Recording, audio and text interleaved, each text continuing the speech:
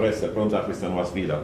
Sono pronta, è proprio una sfida in considerazione di quello che aspetta la città di Agrigento nei prossimi mesi e sono pronta ad affrontarla e ringrazio il Questore per questa scommessa che ha intrapreso con la mia scelta. Sarà un anno particolare per Agrigento Capitale da Abruzzo 2025, il capo di gabinetto gestirà anche certe situazioni.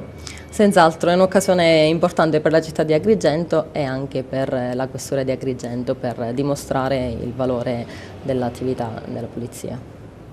Lascia Palma per un incarico più prestigioso. Questo senz'altro, però lascia a Palma anche un pezzo del mio cuore perché l'affetto che mi hanno dimostrato quasi non me l'aspettavo, mi ha sorpreso e quindi lo porterò con me. È stata un'esperienza non solo professionale ma anche umana. Con quali obiettivi gestirà il suo nuovo incarico? E gli obiettivi sono quelli che si dimostreranno giorno dopo giorno. Io sono certa di impiegare tutte quelle che sono le mie energie, la mia grinta nel raggiungimento degli obiettivi che si prospetteranno, di certo molto elevati.